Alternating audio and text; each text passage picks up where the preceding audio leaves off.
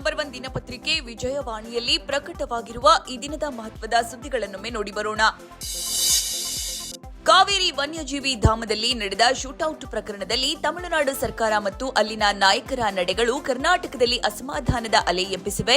3 ಮೃತರ ಕುಟುಂಬಕ್ಕೆ ತಲಾ 10 ಲಕ್ಷ ರೂಪಾಯಿ ನೆರವು ಘೋಷಿಸಿರುವ ಜೊತೆಯಲ್ಲೇ ಪ್ರಕರಣವನ್ನ ಸಿಬಿಐ ತನಿಖೆಗೆ ವಹಿಸಿ ಮಾನವ ಹಕ್ಕುಗಳ ಆಯೋಗದ ಗಮನಕ್ಕೆ ತರಬೇಕೆಂದು ಅಲ್ಲಿನ ನಾಯಕರು ಹೊಸ ವಾರ್ತ ತೆಗೆದಿದ್ದಾರೆ. ಈ ಬಗ್ಗೆ ತೀವ್ರ ಆಕ್ರೋಶ ವ್ಯಕ್ತಪಡಿಸಿರುವ ಸಿಎಂ ಡಿಕೆ ಶಿವಕುಮಾರ್, ನಮ್ಮ ರಾಜ್ಯವನ್ನ ಹೇಗೆ ರಕ್ಷಿಸಿಕೊಳ್ಳಬೇಕೆಂದು ನಮಗೆ ತಿಳಿದಿದೆ ಎಂದು ಪ್ರತಿಕ್ರಿಯಿಸಿದ್ದಾರೆ. ಈ ಸುದ್ದಿಗೆ ಮುಖಪುಟ ನೋಡಿ.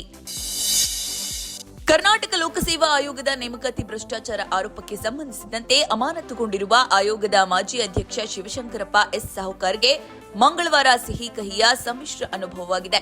ಪ್ರಕರಣ ಸಂಬಂಧ ಒಂದೆಡೆ ಜಾರಿ ನಿರ್ದೇಶನಾಲಯ ಅಧಿಕಾರಿಗಳು ರಾಜ್ಯದ ವಿವಿಧೆಡೆ ದಾಳಿ ನಡೆಸಿದರೆ, ಮತ್ತೊಂದೆಡೆ ರಾಜ್ಯಪಾಲರು ಹೊರಡಿಸಿದ ಅಮಾನತು ಆದೇಶ ರದ್ದುಪಡಿಸಿದ ಹೈಕೋರ್ಟ್ 7 ದಿನದಲ್ಲಿ ಮತ್ತೆ ಶಿವಶಂಕರಪ್ಪಗೆ ಕೆಪಿಎಸ್ಸಿ ಅಧ್ಯಕ್ಷ ಸ್ಥಾನ ಮರಳಿ ಕೊಡಲು ಆದೇಶಿಸಿದೆ.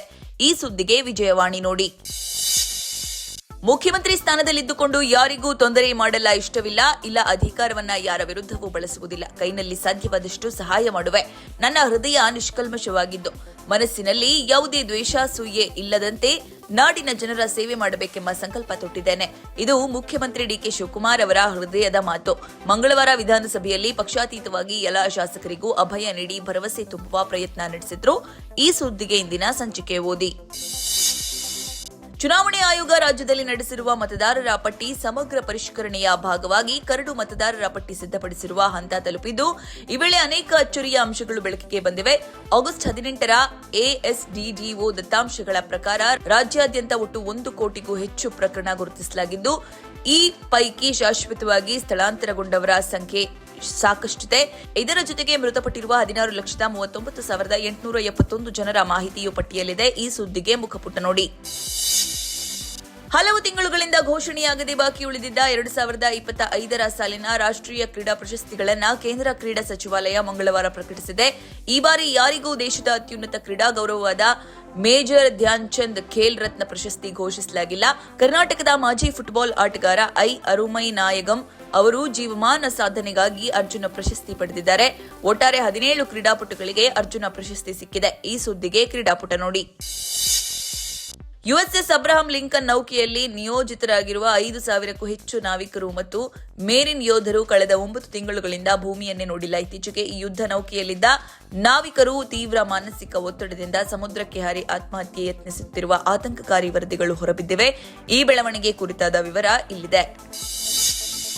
ಯುವ ಜನರ ಅಗತ್ಯಗಳಿಗೆ ತಕ್ಕಂತೆ ಸರಳ ಹಾಗೂ ದಿನದ 24 ಗಂಟೆಯೂ ಲಭ್ಯವಾಗುವ ತಂತ್ರಜ್ಞಾನ ಆಧಾರಿತ ಸೇವೆಗಳನ್ನು ಒದಗಿಸಲು ಸಾರ್ವಜನಿಕ ವಲಯದ ಬ್ಯಾಂಕ್ಗಳು ಮುಂದಾಗಬೇಕು ಎಂದು ಹಣಕಾಸು ಸಚಿವೆ ನಿರ್ಮಲಾ ಸೀತಾರಾಮನ್ ಸೂಚಿಸಿದ್ದಾರೆ. ಇನ್ನು ಪಶ್ಚಿಮ ಏಷ್ಯಾ ಉದ್ವಿಗ್ನತೆ ಹಾಗೂ ಕಚ್ಚಾ ತೈಲ ದರ ಏರಿಕೆಯಿಂದಾಗಿ ಮಂಗಳವಾರ ಭಾರತೀಯ ಷೇರು ಮಾರುಕಟ್ಟೆಗಳು ಭಾರಿ ಕುಸಿತ ಕಂಡಿವೆ.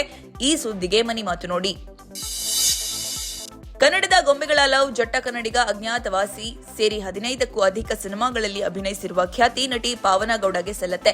ಚಿತ್ರದಿಂದ ಚಿತ್ರಕ್ಕೆ ವಿಭಿನ್ನ ಪಾತ್ರಗಳಲ್ಲಿ ಕಾಣಿಸಿಕೊಂಡಿರುವ ಅವರು ಗ್ಲಾಮರ್ ಹಾಗೂ ಡಿ-ಗ್ರಾಮ್ ಪಾತ್ರಗಳಲ್ಲಿ ಮಿಂಚಿದ್ದಾರೆ. ಅಂತಹ ಅಪರೂಪದ ಪ್ರತಿಭೆ ಪಾವನ ಇದೀಗ ಗುರು ದೇಶಪಾಂಡೆ ನಿರ್ದೇಶನದ ಡಿಯರ್ ಹಸ್ಬೆಂಡ್ ಚಿತ್ರದ ಮೂಲಕ ಇದೇ ಮೊದಲ ಬಾರಿಗೆ ಖಡಕ್ ಐಪಿಎಸ್ ಅಧಿಕಾರಿಯಾಗಿ ಕಾಣಿಸಿಕೊಳ್ತಾ ಇದ್ದಾರೆ. ಈ ಸುದ್ದಿಗೆ ಉಲ್ಲಾಸ ನಮಸ್ತೆ ಬೆಂಗಳೂರು ನೋಡಿ. ಇವಿಷ್ಟೇ ಅಲ್ಲ, ಮುಂಜಾನೆ ಮಾತು, ಅಂತರಂಗ, ಭವಿಷ್ಯ, ಮನೋವಿಕಾಸದ ಕಾಲಂಗಳು, ಕ್ರೀಡೆ, ಸಿನಿಮಾ, ದೇಶ ವಿದೇಶಗಳ ಭರಪೂರ ಸುದ್ದಿಗಳ ವಿಶೇಷಗಳಿಗಾಗಿ ವಿಜಯವಾಣಿ ಓದಿ.